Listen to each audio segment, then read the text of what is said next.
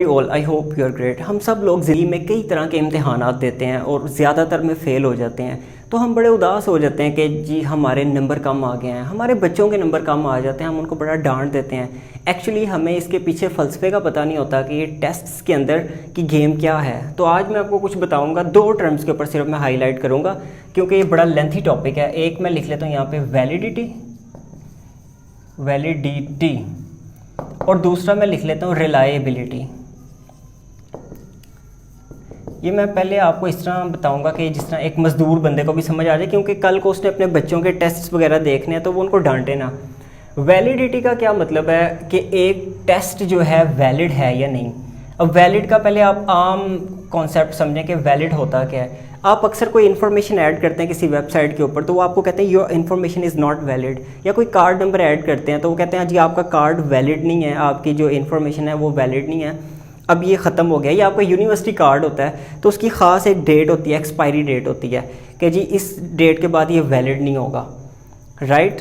तो टेस्ट की वैलिडिटी का क्या मतलब है कि ये टेस्ट जो मेजर करना चाह रहा है ना ये वही मेजर करे। मिसाल के तौर पे मैंने एक ड्राइवर हायर करना है अपने पास जो ड्राइविंग करे, तो अब मैं उसके कैसे टेस्ट लूँगा। बस मैं यही देखूँगा कि ड्राइव कर रहा है, रिवर्स कर सकता है, टर्न ले सकता है, थोड़ा इशारे वगैरह पढ़ सकता है, इसको थोड़ा सा ये अंडरस्टैंडिंग है ये इन चीज़ों की। अब मैं उसका टाइपिंग स्पीड का टेस्ट लेना शुरू कर दूँ, मैं उसका राइटिंग की लिखाई की खूबसूरती का टेस्ट लेना शुरू कर दूँ, तो वो जो मैं टेस्ट बनाऊँगा उसकी खूबसूरती चेक करने के लिए लिखाई की, वो वैलिड टेस्ट नहीं है। तो अभी मैं इसकी एक्सप्लेनेशन दूंगा बड़ी सारी ज़्यादा मिसालों के साथ, लेकिन हम रिलायबिलिटी को पहले देख लेते हैं। रिलायबिलिटी का ये मतलब है कि एक टेस्ट जो है वो बनाया गया है और उसको डिफरेंट मौक़ों पर लिया जाए, डिफरेंट स्टूडेंट्स के दरमियान लिया जाए और वो सेम स्कोर पैदा करे, सेम नंबर पैदा करे, सेम मार्क्स दे, तो इसका मतलब वो टेस्ट रिलायबल है, मार्क्स जिसको हम कहते हैं। मसलन होता क्या है, एक बच्चा है, उसके घर कोई वाक़या हो गया, कोई डेथ हो गई, कोई अब्बू नाराज़ थे उसके साथ बड़े ज़्यादा, तो वो बड़ा परेशान था। उस परेशानी की हालत में उसने जाके वो टेस्ट दिया, तैयारी उसकी पूरी मुकम्मल थी 110%, लेकिन हम वो कॉन्टेक्स्ट को भूल जाते हैं कि उन हालात में जब ये पेपर दे रहा था इसके ऊपर क्या जो परेशानी गुजर रही थी वो हम भूल जाते हैं। हम देखते हैं रिज़ल्ट आया है, उस रिज़ल्ट को लेकर हम उसके लिए एक नई परेशानी खड़ी कर देते हैं कि वो आगे से डिसहार्ट होकर बैठ जाता है। तो हम देखेंगे कि जब उस कॉन्टेक्स्ट में जब परेशानी थी इसके पास, ये परेशान था बच्चा बड़ा, उस टाइम पे जो इसका टेस्ट लिया गया था और जो इस टाइम पे टेस्ट लिया गया था खुशी वाले मौके पे भी, अभी इनके नंबर अगर सेम आए हैं तो इसका मतलब है कि ये टेस्ट रिलायबल है, इसका मतलब कि काम ठीक है, इसका मतलब है कि कोई प्रॉब्लम नहीं हुआ। प्रॉब्लम का मतलब है कि फॉर एग्ज़ाम्पल अगर उसके यहाँ पे आ जाते हैं ना जी 8 नंबर आ जाते हैं या 80 आ जाते हैं 100 में से, और यहाँ पे उसके आए हैं जी 50 नंबर, इसका मतलब हम बच्चे को डांट नहीं सकते, हम उसको ये नहीं कह सकते कि जी इसने बड़ा बुरा टेस्ट किया है, ये तो नालायक है, नहीं, इसमें यहाँ पे प्रॉब्लम था। फिर हम देखते हैं कि अगर सेम टेस्ट है, एक यानी कि ये आपका टेस्ट है, ये आपने पूरा बंद करके टीचर के हैंड ओवर कर दिया, अब ये चला जाता है टीचर ए के पास, अली साहब के पास चला जाता है। अली साहब ने चेक किया तो इसके नंबर लगाए हैं जी 75। अब ये चला जाता है यहाँ पे, यही टेस्ट सेम टेस्ट चेक होने के बाद या इसको दोबारा एक नए पेपर पे सेम टू सेम लफ्ज़ों के साथ, same to same handwriting के साथ, सेम टू सेम आइडियाज़ के साथ लिखा जाए और सेम टू सेम टेस्ट को हम किसी पर्सन बी मारिया के पास भेज देते हैं। अब ये मैडम मारिया जो हैं ये क्या करेंगी, ये इसको देती हैं 75 की बजाय 45 नंबर, इसका मतलब प्रॉब्लम आ गई है, टेस्ट की रिलायबिलिटी डिस्टर्ब हो गई है। हम क्या एक्सपेक्ट कर रहे थे कि अगर इसने 75 दिए तो यहाँ पे चलो 70 आ जाते चल जाता, 80 आ जाते चल जाता, थोड़ा पैरेलल सिस्टम था तो हम इसको एक्सेप्ट कर लेते कि चलें ठीक है। इसका मतलब यहाँ पे इसकी रिलायबिलिटी डिस्टर्ब हो गया, तो हमें ये देखना पड़ेगा कि क्या ये चीज़ें फैक्टर्स उस बच्चे की हर्डल तो नहीं बन रहे। अब मैं आपको वैलिडिटी की कुछ मज़ीद एग्जांपल्स दूंगा। अभी ये दोनों के मैंने मर्ज कॉन्सेप्ट क्लियर करवा दिए आपको। इसका ये था कि जो टेस्ट मेजर करना चाह रहा है वही मेजर करे, और इसका ये था कि अगर उसके स्कोर को डिफरेंट एनवायरनमेंट्स में टेस्ट किया जाए। डिफरेंट लोगों पे भी टेस्ट हो सकता है, मतलब इंटर लर्नर रिलायबिलिटी भी होती है कि एक ही टेस्ट था, लेकिन ये टेस्ट जो है सेक्शन ए के बच्चों ने पहले किया, सेक्शन ए वालों का जो था तकरीबन 100 में से 70 बंदे पास हुए, और वही टेस्ट हमने किसी दूसरे स्कूल के सेक्शन ए को चेक किया तो उसमें जी 100 में से कोई 20 बच्चे पास हुए। इसका मतलब यहाँ पर भी कोई प्रॉब्लम आ गई है, या तो टेस्ट में मसला है, या पढ़ाई में मसला है, या कंटेंट में मसला है, राइट। तो अभी मैं आपको वैलिडिटी के ऊपर दोबारा लेके आता हूँ इसकी कुछ मज़ीद एग्जांपल्स देने के लिए। अब वैलिडिटी हम अक्सर जॉब में अप्लाई करते हैं। मैंने फॉर एग्जांपल मैं इंग्लिश का टीचर हूँ, अब मैंने इंग्लिश के लेक्चरर के लिए अप्लाई किया, just giving you an example. अब उसमें मुझे सवाल किस किस्म के पूछे जाते हैं, अलजबरा के क्वेश्चन, मैथमेटिक्स, फार्मूले, केमिस्ट्री के फार्मूले, वाटर का फार्मूला क्या है जी, सल्फ्यूरिक एसिड का फार्मूला क्या है, फिजिक्स की equations, what do I have to do with that, मेरा उसके साथ क्या ताल्लुक है। मैंने तो यहाँ पे आपको ये चीज़ें पार्ट्स ऑफ स्पीच पढ़ाने हैं, यू अंडरस्टैंड माई पॉइंट। इसका मतलब वो जो टेस्ट डिज़ाइन होते हैं वो एक ख़ास पता नहीं कैसे डिज़ाइन होते हैं, I don't know about it, अक्सर यूनिवर्सिटियों में भी होता है। बहरहाल हम इसकी वैलिडिटी चेक करते हैं एक क्लासरूम के अंदर, क्लासरूम के अंदर लर्निंग हो रही है, क्लासरूम में हम इसकी देखते हैं कि वैलिडिटी क्या है। मिसाल के तौर पे टीचर ने दिया बच्चे को जी प्रेपोजिशंस आपने याद करनी है, प्रेपोजिशंस। अब प्रेपोजिशंस एक बच्चा सारी रात याद करता रहता है और 150 प्रेपोजिशंस याद कर लेता है, ऑन, इन, एट, ऑफ, ठीक है, वो सारी ये याद कर लेता है 150 प्रेपोजिशंस। लेकिन अगले दिन टीचर क्या करती है, टीचर दे देती है उनको एक paragraph Urdu to English, Urdu से अंग्रेज़ी। अब होगा क्या, इसने सिर्फ प्रेपोजिशंस याद किए हैं, उसमें जो प्रेपोजिशंस वाला पोर्शन होगा ना वो तो ये बच्चा सही ट्रांसलेट कर लेगा, बाकी जो 7 पार्ट्स ऑफ स्पीच हैं वो उसका सत्यानाश कर देंगे उसके पूरे टेस्ट का। मतलब ये बच्चा जो सारी रात प्रेपोजिशंस जो मिली हुई थी वही याद करता रहे, तो वो जो प्रेपोजिशंस हैं वो उसको पक्की आती हैं, तो वो क्या करेगा, मसलन लिखा हुआ कि जी वो स्कूल जाता है तो वो इस तरह करेगा, ही गो टू स्कूल। अब ये इसका ये वाला पोर्शन बिल्कुल ठीक है और यही चेक होना चाहिए था, अगर टेस्ट वैलिड होता तो यही चेक होना चाहिए था। लेकिन चूंकि अब ट्रांसलेशन आ गई है, वो टेस्ट तो वैलिडिटी तो उसकी ख़त्म ही होगी ना यहाँ पे। लेकिन उसके बाद टीचर चेक भी जब करती है तो वो इस पर टिक नहीं लगाती, वो बल्कि इसको गलत करके क्रॉस कर देती है, वो कहती है जी इसको तो आता ही नहीं है, टेस्ट नहीं इसका तैयार।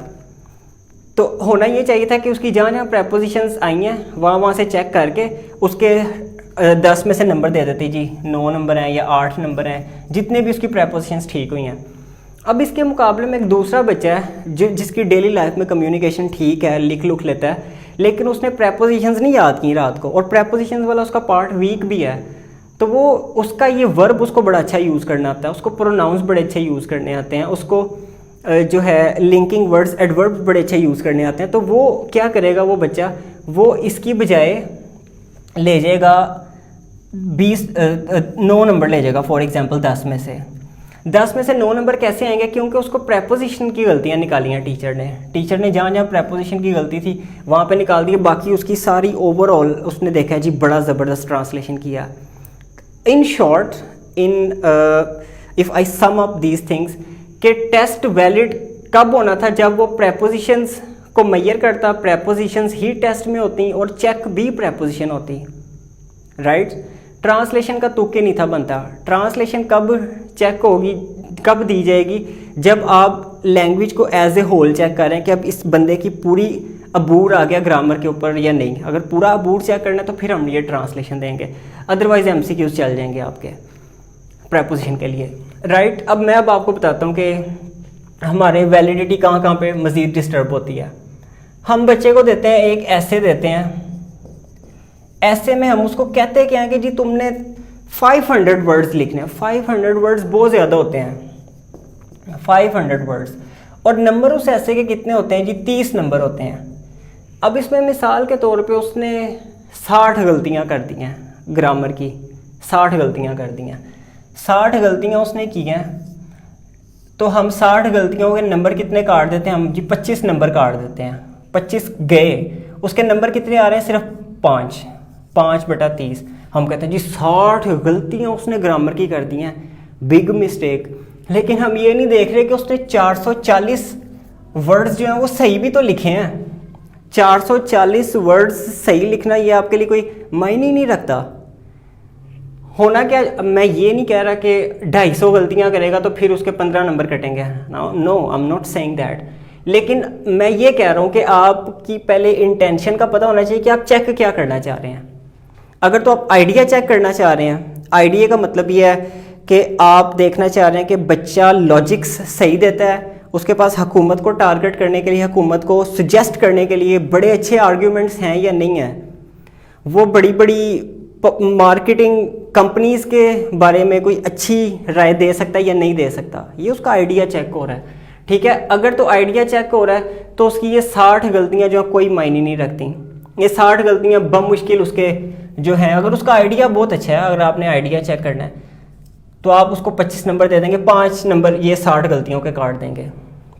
लेकिन अगर आपने उसका चेक करना है मिस्टेक्स, फिर उसको आइडिया पे मजबूर ना करें, फिर उसको जो मर्ज़ी लिखने दें, उसको अपनी मर्ज़ी से बोंगियाँ मारने दें, फिर आपको कोई राइट नहीं पहुंचता कि आप उसके आइडिया के ऊपर ज़रब लगाएं, क्योंकि आप तो उसके नंबर काट रहे हैं गलतियों के पीछे। फिर उसको लिखने दें जो मर्ज़ी सेंटेंस लिखे, वो घर की कहानियाँ लिखते चाहे। तो ये हमें अभी तक ये पता नहीं चलता। टीचर को मज़े की बात यह है कि हम पेपर कोई बना रहा होता है, चेक कोई कर रहा होता है। यानी कि पेपर बनाने वाले ने अपने जहन में कोई सोचा होता है जी मैंने ये चीज़ चेक करनी है बच्चे की, तो पेपर चेक करने वाला जो है वो सिर्फ गलतियाँ, ग्रामेटिकल मिस्टेक्स, ये वो सब बड़ी ये फ़िलासफ़ीज़ हैं, इसके अंदर की बड़ी चीज़ें हैं। जब तक आप ये अंडरस्टैंड नहीं करते तब तक एजुकेशन सिस्टम बेटर नहीं होता। अब ये देखें, अगर इन दो चीज़ों को हम मिस कर दें, अगर टेस्ट बनाने वाले को वैलिडिटी का नहीं पता तो वो जितने भी टेस्ट बनेंगे सारे ज़ाया हैं। यानी कि उन टेस्टों की बेस पे जो आपको डिग्री मिल रही है तो वो डिग्री तो ज़ाया होगी, क्योंकि वो डिग्री उसके ऊपर बेस नहीं कर रही जो आप चेक करना चाह रहे थे। इट्स जस्ट लाइक दैट कि मैंने एक बंदा कंस्ट्रक्शन के लिए हायर करना है, मैं उसका कंप्यूटर टेस्ट लेना शुरू कर दूँ, मैं उसकी टाइपिंग चेक करना शुरू कर दूँ, मैं उसकी खूबसूरत राइटिंग चेक करना शुरू कर दूँ, तो मैं उसको डिग्री दे दूँ जी तुमने कंस्ट्रक्शन की डिग्री मैं तुम्हें दे देता हूँ, तुमने टेस्ट बड़ा अच्छा पास किया। लेकिन वो जब बिल्डिंग बनाने जाता है वो फेल हो जाता है, उससे दीवार ही सीधी खड़ी नहीं हो रही होती, दीवार सीधी खड़ी नहीं हो रही होती, क्योंकि वो जो टेस्ट पीछे पास करके वो किसी और चीज़ का टेस्ट पास करके है, वो खूबसूरत राइटिंग का टेस्ट पास करके, वो कैलीग्राफी का टेस्ट पास करके है। So this is the thing we have to see कि हम अपने बच्चों को डांटने से पहले उनके टीचर्स का भी बैकग्राउंड देख लें कि जो मिसें स्कूल में पढ़ा रही हैं, मैट्रिक किया हुआ जिन्होंने, तो वो उनको ये वैलिडिटी रिलायबिलिटी का पता भी है या नहीं। फिर जो चेक हो रहा है पेपर, क्या वो अदारा जो है सिर्फ एक ही टीचर को पकड़ा देता है या वो डिफरेंट टीचरों से चेक भी करवाता है, या क्या सिस्टम है, किस बेस पे नंबर कट रहे हैं, गलतियाँ चेक हो रही हैं, आइडिया चेक हो रहे हैं। मुमकिन है कि आपके बच्चे के इतने अच्छे आइडियाज़ हों, पॉसिबिलिटी बता रहा हूँ कि आपके बच्चे के इतने अच्छे आइडियाज़ हों, कल को वो जाके वो बिल गेट्स की तरह कम्युनिकेट कर रहा हो लोगों के सामने खड़ा होके, लेकिन आप उसको डांट डांट के कि तुम्हारे नंबर क्यों कम है। नंबर तो उसके ग्रामेटिकल मिस्टेक्स की वजह से आ रहे हैं। ग्रामर तो वो किसी बंदे को भी 2000 रुपये दे के सीधी करवा लेगा। मुस्तकबिल में कम्युनिकेशन अगर उसने करनी है, कोई आर्टिकल लिखना है, वो आइडिया देता है, वो कहता है यार ग्रामर सीधी कर दो मेरी, I will pay you 2000 rupees. तो वो हम इसकी वजह से उसको मेंटली इतना टॉर्चर कर देते हैं कि वो बेचारा अपने आइडिया से भी हाथ धो बैठता है, वो उसकी सोचने की सलाहियत ख़त्म हो जाती है। वो ये समझता है कि I am not able to do these things. ये हम होते हैं बड़े लोग, मतलब एजड, मतलब 20-25 साल के लोग होते हैं, वो आमतौर पर डिसहार्ट नहीं होते। लेकिन बच्चे को अगर आप कहते हैं ना कि तुम्हारे नंबर कम हैं, उसके सारा उसका मोरल डाउन हो जाता है, उसकी जो है सारी की सारी जो है वो ज़हनी तौर पे ये समझ लेता है कि मैं अब करने के काबिल नहीं हूँ, मुझे सारे डांटते रहते हैं, मेरे नंबर नहीं अच्छे आते, मैं पढ़ नहीं सकता, मेरे जो हैं दोस्त जो हैं वो ज़्यादा अच्छे मुझसे बेहतर हैं, मैं उनसे कम हूँ। वो उसमें इन्फीरियॉरिटी कम्प्लेक्स उसी टाइम में आना शुरू हो जाता है जब हम उसको टॉर्चर करते हैं, मेंटली तौर पे हम उसको डिग्रेड करते हैं कि तुझसे नहीं होना, पीछे हो जा। तो ये चीज़ें बड़ी अंडरस्टैंड करने वाली चीज़ें हैं। So I hope you enjoyed the discussion here. आप ऐड कर सकते हैं अगर कहीं मैं गलत हूँ तो you can disagree with me, लेकिन अगर मैंने कहीं आपको रॉन्ग डेफिनेशंस बताई हैं किसी चीज़ की तो आप मुझे करेक्ट भी कर सकते हैं।